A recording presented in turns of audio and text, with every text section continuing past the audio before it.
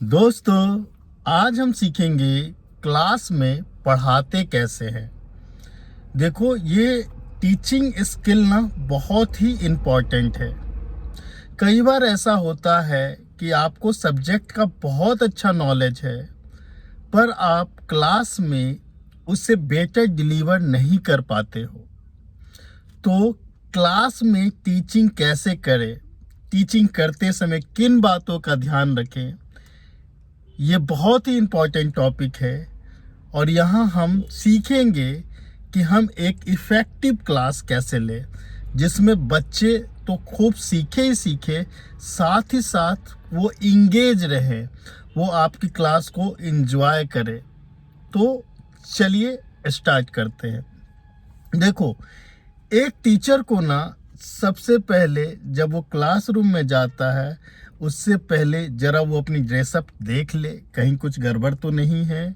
Dress up का मतलब कई बार होता है कि हमारे बटन सही से नहीं लगे हैं, या हम कुछ खा रहे थे तो वो कपड़े में लग गया है, वो एक बार चेक कर लो। थोड़ा चेहरे पे फ्रेशनेस है कि नहीं वो देख लो। अगर बड़े थक गए हो तो थोड़ा चेहरा वहरा धो लो, ठीक है। उसके बाद क्लास में इंटर करो।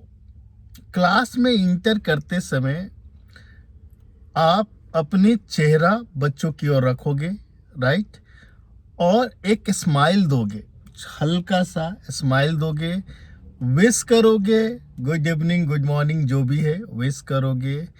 और जब आप सामने क्लास में खड़े होते हैं तो स्ट्रेट खड़े हों, ठीक है ना, आपका बॉडी पोस्चर स्ट्रेट हो, सीधा हो, और आपका आई कांटेक्ट बच्चों से हो। एक बार पूरे क्लास को एक नज़र देख लो, मतलब आंखों ही आंखों से सबको हेलो कह दो। उसके बाद मैंने बोला स्माइल दो। उसके बाद आते हैं कि भाई आज का टॉपिक क्या है। अब देखो, ये बड़ा इम्पोर्टेंट है कि एक अच्छा टीचर पढ़ाता कैसे है, राइट। मान लो आज का टॉपिक है रियल नंबर ले लो, नंबर सिस्टम है। हर क्लास का पहला टॉपिक होता है number system, right. Number system में जनरली 9th-10th में बच्चों को रेशनल एंड इरेशनल नंबर्स पढ़ाया जाता है। तो आप टॉपिक चालू करने से पहले, क्वेश्चन को कैसे सॉल्व करते हैं उससे पहले, आपको बच्चों को बताना चाहिए कि नंबर सिस्टम एक्चुअली है क्या। टॉपिक, जो आप टॉपिक पढ़ रहे हो वो क्यों पढ़ रहे हो, नंबर सिस्टम एक्चुअली है क्यों, और ये हमें पढ़ना क्यों ज़रूरी है, कहाँ काम आता है, ये क्यों इम्पोर्टेंट है, और इससे रिलेटेड कोई स्टोरी है या कोई कहानी है तो वो भी सुनाओ। टॉपिक स्टार्ट करने से पहले टॉपिक का इंट्रोडक्शन अच्छे से होना चाहिए। टॉपिक का क्या मतलब है और हम इसे क्यों पढ़ रहे हैं, ये नहीं कि डायरेक्ट उठाए एक्सरसाइज निकालो 5.1 पहला क्वेश्चन ऐसे सॉल्व होगा, नहीं, तो वो कनेक्टिविटी नहीं बन पाएगी ना, बच्चे समझ पाएंगे। शुरू से एक एक चीज, नंबर सिस्टम क्या है, हमें क्यों पढ़ना है। नंबर सिस्टम को हम डिवाइड करते हैं 2 पार्ट में। किस में पार्ट करते हैं, रियल नंबर में, इमेजिनरी में। फिर रियल को हम 2 पार्ट में डिवाइड करते हैं, रेशनल और इरेशनल में। आगे भी ये डिवीज़न होता है, एक फ्लो चार्ट है। तो पहले बेसिक चीज़ें समझाया, एकदम छोटी छोटी, जिसको जीरो आता है वो भी शुरू से बातों को समझ जाए। उसके बाद बच्चों का इंटरेस्ट क्रिएट होता है, अच्छा ऐसा है, ओके, अच्छा इसका ये मतलब होता है, बच्चों में मज़ा आता है।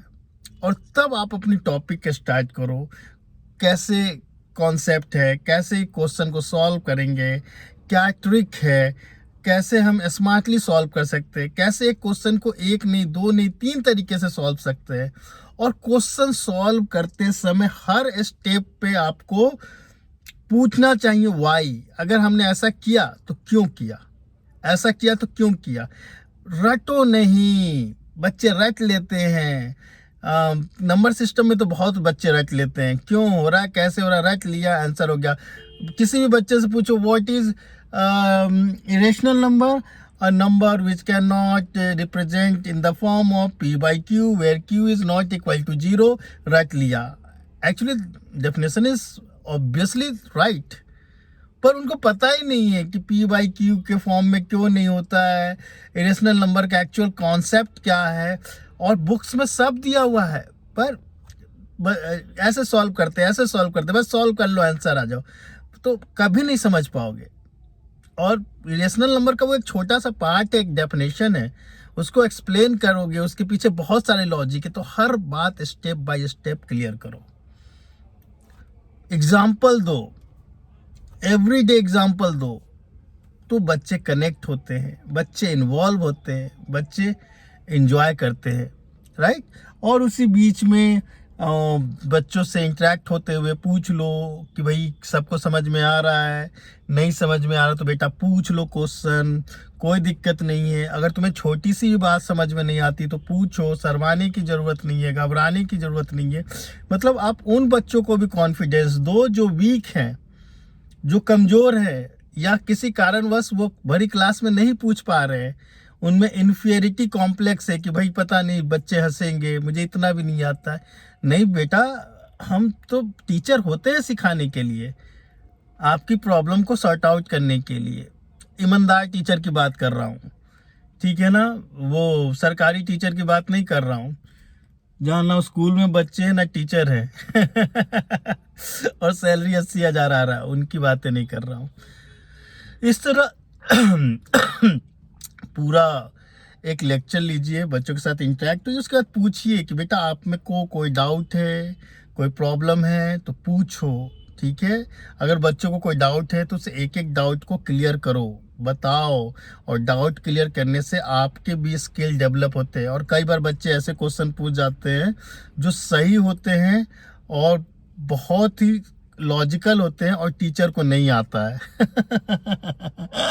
ऐसे वक्त में टीचर क्या करता है, बच्चों को डांट देता है, बैठो ये कोई क्वेश्चन है, बुक में दिया या बाद में बताऊंगा. ठीक है, नहीं आता है, चलो उस समय टाल दो, लेकिन डांट के मत टालो, बोलो कि बेटा चलो इसको मैं नेक्स्ट क्लास में बताऊंगा, ठीक है ना, अभी टाइम नहीं है, या अभी रहने दो.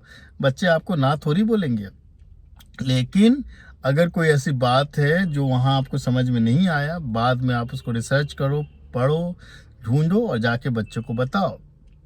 तो ना बच्चे से आप कनेक्ट होते हैं, बच्चों के बीच में आपका रिस्पेक्ट बढ़ता है. देखो, जो टीचर ईमानदारी से काम करता है ना, भले ही बच्चों को उस वक्त बुरा लगता है, लेकिन जब वो स्कूल छोड़ के चले जाते हैं, कहीं बाहर चले जाते हैं, किसी अच्छी जगह पहुंच जाते हैं, तो वो एक बार उस टीचर को ज़रूर याद करते हैं और रिस्पेक्ट करते हैं, राइट. ऐसे कई एग्जाम्पल हैं. तो आप टेम्परोरी में बच्चों के को ना पढ़ा के, बातों में उलझा करके, टाइम ख़राब करके क्लास पूरा कर सकते हो, पर उस समय बच्चों को ही मज़ा आएगा, पर बाद में जब उनका करियर और रिजल्ट ख़राब होता है तो वो बहुत गालियाँ देते हैं, ठीक है. तो आप अपने काम को सिंसियरली कीजिए, ढंग से पढ़ाइए, ये बहुत ज़रूरी है, ठीक है. लेक्चर कंप्लीट करने के बाद आराम से क्लास से बाहर निकलिए और आपका लेक्चर कंप्लीट हो गया. बहुत सिंपल है, बस आपका कॉन्फिडेंस बना रहना चाहिए, आई कांटेक्ट सही होना चाहिए, बॉडी पोस्चर सही होना चाहिए, साफ़ सुथरे कपड़े होने चाहिए, और जिस सब्जेक्ट को पढ़ा रहे हैं उसमें आप स्किल्ड होना चाहिए, ठीक है. तो अगर जो आप नए अगर बच्चे हैं, नए टीचर हैं जो अभी अभी पढ़ाना स्टार्ट किए हैं, तो बच्चों तो आप इन चीज़ों को आप सीख लो, ठीक है. एक दो बार घबराहट होगी, जब बहुत सारे बच्चे दिखेंगे तो हो सके आप डर जाओ, और तो और अगर आप कहीं बड़े सीनियर क्लास में चले गए और आप अभी खुद ही बहुत यंग हो, तब तो वो निपटा डालेंगे जहाँ भी आप थोड़ा सा डल हुए हैं. बच्चे रैगिंग ले लेते हैं टीचर की, but it's okay, this is the process of learning. Everyone, हर कोई इस प्रोसेस से गुजर के तब वो स्किल्ड बनता है, तो ठीक है ना. This is the process of learning, it's okay. पर आपको धीरे धीरे 1 क्लास 2 क्लास 4 क्लास के बाद आप में अपने आप कॉन्फिडेंस बढ़ता जाएगा और आप एक अच्छे टीचर बनते चले जाओगे. तो आप बताइए, आप पढ़ाते समय कितने कॉन्फिडेंट रहते हैं, किस तरह से अपने क्लास को डील करते हैं, आपका पढ़ाने का तरीका क्या है, कमेंट कीजिए। और अगर आपको लगता है कि इससे आपको वैल्यू मिल रही है तो सब्सक्राइब भी कर लीजिए। पर सब्सक्राइब से ज़्यादा इम्पोर्टेंट आपकी कमेंट है। कमेंट मुझे बहुत मोटिवेट करता है और फिर मैं उसका रिप्लाई आपको देता हूँ। कई बार आपके सवालों से, आपके कमेंट से मुझे नए टॉपिक मिलता है जिसको मैं अपने नए वीडियो में लाता हूँ। तो चलिए आज के लिए इतना ही। Bye bye. मुस्कुराते रहो, खुश रहो, जहाँ रहो मस्त रहो। Bye bye, take care.